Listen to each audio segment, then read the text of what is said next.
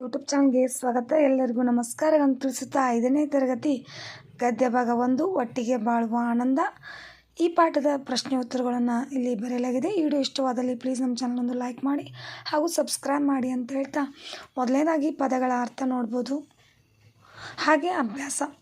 ಕೆಳಗಿನ ಪ್ರಶ್ನೆಗಳಿಗೆ ಉತ್ತರಿಸಿ ಎಂದಿದ್ದಾರೆ. ಗುಂಡನೆ ಕಲ್ಲು ಎಲ್ಲಿತ್ತು? ಗುಂಡನೆ ಕಲ್ಲು ಬೇವಿನ ಮರದ ಕೆಳಗಿತ್ತು. ಬೇವಿನ ಮರವನ್ನು ಜನ ಏನೆಂದು ಕರೆಯುತ್ತಿದ್ದರು? ಬೇವಿನ ಮರವನ್ನು ಜನ ಅಮ್ಮನ ಮರ ಎಂದು ಕರೆಯುತ್ತಿದ್ದರು.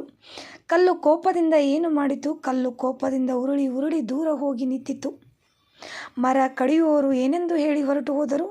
ಮರ ಕಡಿಯುವವರು ಕಲ್ಲು ಮರದ ಕೆಳಗೆ ಮೊದಲಿನಂತೆ ನಿಂತಿತ್ತು. ಅದಕ್ಕೆ ಅವರಿಗೆ ಮರ ಮತ್ತು ಕಲ್ಲಿನ ಮೇಲೆ ಭಯ ಭಕ್ತಿ ಉಂಟಾಯಿತು. ಇದು ಅಮ್ಮನ ಮರ, ಕಡಿಯುವುದು ಬೇಡ ಎಂದು ಹೊರಟು ಹೋದರು. ಕಲ್ಲು ಹೊಡೆಯುವವರು ಏನೆಂದು ಹೇಳಿ ಹೊರಟು ಹೋದರು? ಕಲ್ಲು ಹೊಡೆಯುವವರು ಬಂದು ಇದು ಅಮ್ಮನ ಕಲ್ಲು, ಹೊಡೆಯುವುದು ಬೇಡ ಎಂದು ಅವರು ಹೇಳಿ ಹೊರಟು ಹೋದರು. ಕೆಳಗಿನ ಪ್ರಶ್ನೆಗಳು 2-3 ವಾಕ್ಯಗಳು ಉತ್ತರಿಸಿ ಅಂದಿದ್ದಾರೆ. ಇದು ಜಂಬದಿಂದ ಬೇವಿನ ಮರ ಅಮ್ಮನ ಕಲ್ಲಿಗೆ ಏನೆಂದು ಹೇಳಿತು?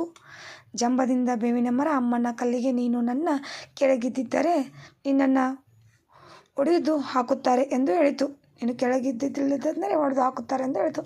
ಜಂಬದಿಂದ ಅಮ್ಮನ ಕಲ್ಲು ಬೇವಿನ ಮರಕ್ಕೆ ಏನೆಂದು ಹೇಳಿತು? ಜಂಬದಿಂದ ಅಮ್ಮನ ಕಲ್ಲು ಬೇವಿನ ಮರಕ್ಕೆ, ನಾನು ಅಮ್ಮನ ಕಲ್ಲು, ನನ್ನ ಪಕ್ಕದಲ್ಲಿ ನೀನಿರುವುದರಿಂದ ನಿನ್ನನ್ನು ಅಮ್ಮನ ಮರ ಎಂದು ಕರೆಯುತ್ತಾರೆ ಎಂದು ಹೇಳಿತು. ಬೇರೆ ಬೇರೆಯಾಗಿದ್ದ ಬೇವಿನ ಮರ ಮತ್ತು ಕಲ್ಲನ್ನು ನೋಡಿ ರೈತನು ತನ್ನ ಮಕ್ಕಳಿಗೆ ಏನು ಹೇಳಿದನು? ಬೇರೆ ಬೇರೆಯಾಗಿದ್ದ ಬೇವಿನ ಮರ ಮತ್ತು ಕಲ್ಲನ್ನು ನೋಡಿ ರೈತನು ತನ್ನ ಮಕ್ಕಳಿಗೆ, ಅಮ್ಮನ ಕಲ್ಲು ಇಲ್ಲದ ಆ ಬೇವಿನ ಮರವನ್ನು ನೋಡಿ ಇದನ್ನು ನಾಳೆ ಕಡಿಸಿ ನೇಗಿಲು ಚಕ್ರ ಮಾಡಿಸಿ ಎಂದು ತನ್ನ ಮಕ್ಕಳಿಗೆ ಹೇಳಿದ. ಬೇವಿನ ಮರದಿಂದ ದೂರ ಓದಿದ್ದ ಕಲ್ಲನ್ನು ನೋಡಿ, ಈ ಕಲ್ಲನ್ನು ನಾಳೆ ಓಡಿಸಿದರೆ ನೇಗಿಲನ್ನು ಕಟ್ಟಿ ಹೂಳಲು ಬರುತ್ತದೆ ಅಂತ ಹೇಳಿಬಿಡ್ತಾರೆ. ಹೀಗಾಗಿ ಬೇವಿನ ಮರ ಮತ್ತು ಅಮ್ಮನ ಕಲ್ಲು ಮತ್ತೆ ಹೇಗೆ ಸ್ನೇಹಿತರಾದವು?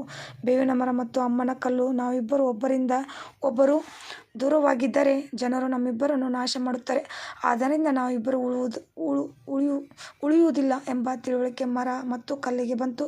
ಅದಕ್ಕೆ ಮತ್ತೆ ಸ್ನೇಹಿತರಾದರು. ಖಾಲಿ ಬಿಟ್ಟ ಸ್ಥಳವನ್ನು ಸೂಕ್ತ ಪದಗಳನ್ನು ತುಂಬಿರೆಂದಿದ್ದಾರೆ. ಬೇವಿನ ಮರವನ್ನು ಜನ ಡ್ಯಾಶ್ ಅಮ್ಮನ ಮರ ಎಂದು ಕರೆಯುತ್ತಿದ್ದರು. ನಾವಿಬ್ಬರೊಬ್ಬರಿಂದ ಒಬ್ಬರು ಡ್ಯಾಶ್ ದೂರವಿದ್ದರೆ ಜನ ನಮ್ಮಿಬ್ಬರನ್ನು ನಾಶ ಮಾಡುತ್ತಾರೆ. ಇದು ಅಮ್ಮನ ಮರ ಡ್ಯಾಶ್ ಕಡಿಯುವುದು ಬೇಡ ಎಂದು ಹೊರಟು ಹೋದರು. ಕಲ್ಲು ಹೊಡೆಯುವವರು ಬಂದು ಇದು ಅಮ್ಮನ ಕಲ್ಲು, ಹೊಡೆಯುವುದು ಬೇಡ ಎಂದು ಅವರು ಹೊರಟು ಹೋದರು. ಎಲ್ಲರೂ ಒಟ್ಟಾಗಿ ಬಾಳಿದರೆ ಎಲ್ಲರೂ ಸುಖವಾಗಿರ್ಬೋದು.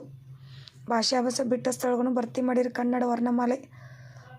ಸ್ವರಾಕ್ಷರಗಳ ಸಂಖ್ಯೆ, ವ್ಯಂಜನಗಳ ಸಂಖ್ಯೆ, ಯೋಗವಾಕಗಳ ಸಂಖ್ಯೆ 12, 24, 2.